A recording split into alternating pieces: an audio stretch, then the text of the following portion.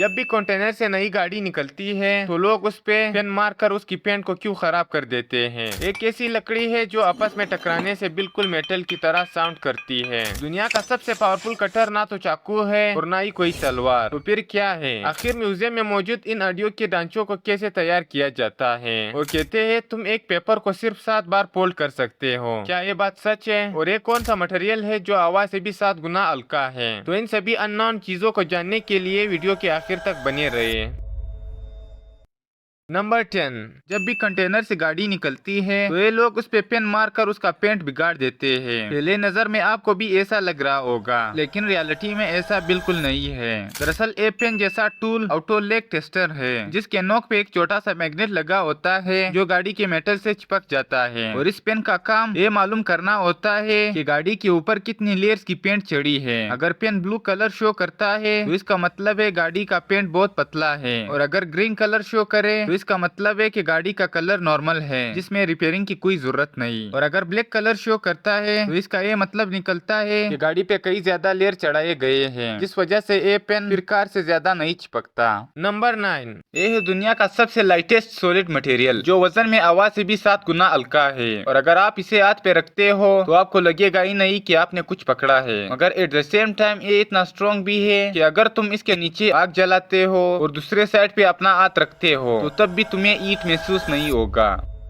दरअसल इस मटेरियल को एरोजेल कहते हैं, जिसे 1931 में सैमुअल स्टेपन नामी साइंटिस्ट ने गलती से इन्वेंट किया। दरअसल सैमुअल स्टेपन ये जानना चाहते थे कि अगर हम जेली से लिक्विड को निकाल दे तो इसका स्ट्रक्चर फिर कैसा होगा। तो उसने एक टेक्निक यूज की जिसे सुपर क्रिटिकल ड्राइंग कहते हैं, जिसमें सैमुअल ने जेली से सारा लिक्विड रिमूव किया और पीछे रह गया सिर्फ और सिर्फ हवा, जो कि सॉलिड फॉर्म में थी। और इसीलिए एरोजेल को सॉलिड एयर या फ्रोजन स्मोक भी कहते हैं। लेकिन जैसे वीडियो के स्टार्ट में मैंने कहा, एरोजेल इंसुलेशन का काम भी करती है जो ईट को दूसरी साइड पे जाने से रोकती है। तो इसीलिए एरोजेल का मेनली यूज स्पेस सूट में किया जाता है, क्योंकि स्पेस में या तो बहुत ज्यादा गर्मी होती है या बहुत सर्दी। तो इसीलिए एरोजेल एस्ट्रोनॉट को एक्सट्रीम टेम्परेचर से बचाने में मदद करती है।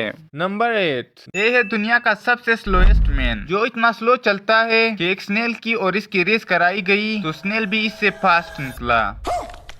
दरअसल इस आदमी का नाम तो पब्लिक को नहीं पता, लेकिन जापान में ये टाइम फ्रीजिंग मैन के नाम से मशहूर है। और ये नाम इसलिए क्योंकि इसको एक बार गली के बीचों बीच खड़ा कर दिया गया। तो ये इतना स्लो चलने लगा कि आसपास के लोगों को लगा कि किसी ने गली में स्टेचू को रख दिया। लेकिन बाद में जब इसकी वीडियो को 500x के स्पीड से प्ले किया गया तो तब जाके लोगों को रियलाइज हुआ कि ये तो वाकई में मूव कर रहा था। मगर दूसरे टेस्ट में एक कछुए को ऑटोमेटिक डोर के सामने रखा गया तो ऑटोमेटिक डोर ने इवन कछुए की वाक को भी डिटेक्ट कर लिया। लेकिन जब बारी आई टाइम फ्रीजिंग मैन की तो ये इतना स्लोली आगे बढ़ने लगा कि ऑटोमेटिक डोर भी ये डिटेक्ट करने में फेल हो गई कि इसके रेडियस में कोई इंसान मौजूद है। नंबर 7, दुनिया का सबसे खतरनाक कटर ना तो कोई चाकू है और ना ही कोई तलवार, बल्कि दुनिया का सबसे पावरफुल कटर पानी है जो हम डेली यूज करते हैं। क्या बात कर रहे हैं? जब पानी को 0.05 mm के वोल से 28,000 kmh की स्पीड से थ्रो किया जाता है तो ये 1,00,000 PSI का फोर्स होता है, जो कि इतना फोर्स है कि किसी इंसान ने अपने इंडेक्स फिंगर पे पूरा का पूरा प्लेन रख दिया हो। तो इसीलिए इतने प्रेशर के साथ जब पानी किसी चीज पे लगती है तो ये उसे मक्खन की तरह बीच से काट देती है, फिर चाहे वो कोई लोहा हो या फिर बुलेट प्रूफ ग्लास की कई सारी लेयर्स एक सी पे भी रैम नहीं खाती। तो शायद इसीलिए ब्रूस ली ने कहा है Be water, my friend. Number 6, cranberry harvesting देखने में आसान और सेटिस्फाइंग दिखता है, लेकिन रियलिटी में ये बहुत स्कैरी काम है, खास करके अगर तुम्हें मकड़ियों से डर लगता है। दरअसल क्रैनबेरी को हाथ से काटने में बहुत टाइम लगता है, तो इसीलिए फार्मर्स पूरे फील्ड को पानी से भर देते हैं और फिर एक स्पेशल टायर्स वाले ट्रैक्टर को पानी में चलाया जाता है जो क्रैनबेरी को डैमेज किए बगैर तोड़ देता है। तो कटने के बाद क्रैनबेरी खुद पानी के ऊपर फ्लोट करने लगती है और फिर फार्मर्स इसे इकट्ठा करके पंप तक पहुंचाते हैं और पंप फिर इसे टप में। लेकिन ये काम स्कैरी इसलिए है क्योंकि पानी में सिर्फ क्रैनबेरी नहीं बल्कि हजारों की तादाद में वुल्फ स्पाइडर भी होते हैं, जो आमतौर पर क्रैनबेरी को बाकी इंसेक्ट से बचाती है, लेकिन अगर ये इंसान को काट लेती है तो इससे बहुत ज्यादा दर्द होता है। तो इसीलिए इस काम को करने के लिए लोग आसानी से राजी नहीं होते। नंबर 5, ये एक ऐसी लकड़ी है जो आपस में टकराने से बिल्कुल मेटल की तरह साउंड करती है।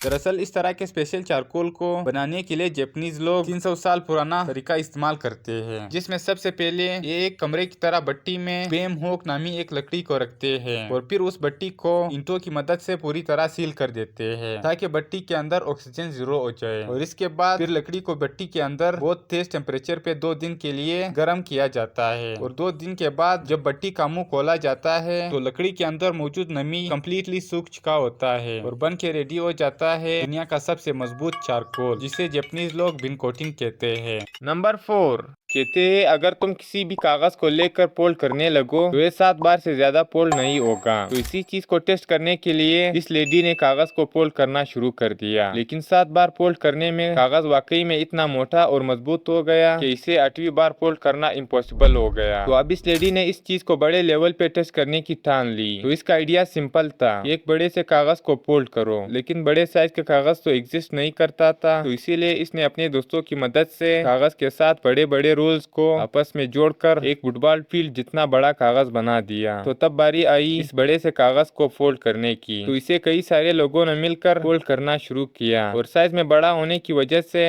एक कागज सिर्फ 7 बार नहीं बल्कि 11 बार फोल्ड हो गया। लेकिन वो अलग बात है कि इसे आखिर बार फोल्ड करने में रोड रोलर की मदद लेनी पड़ी।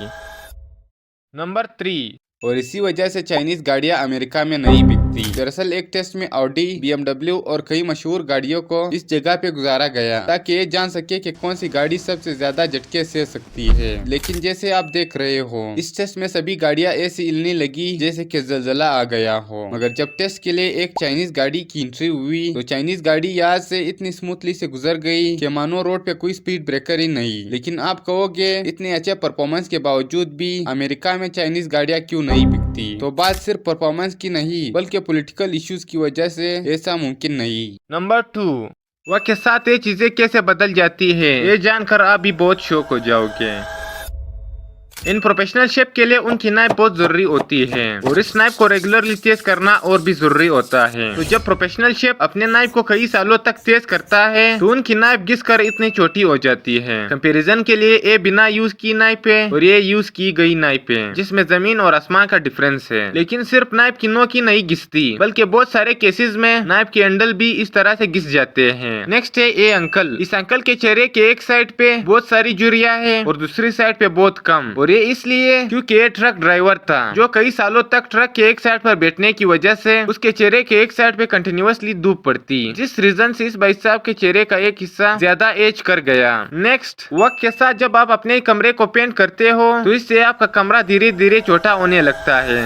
दरअसल इस लड़के ने जब गलती से अपने घर की दीवार पे हथौड़ा मारा तो इसको मालूम हुआ कि इसने कई सालों तक अपने कमरे में 22 लेयर से भी ज्यादा पेंट लगाया था, जिससे इसका कमरा लिटरली छोटा होने लगा।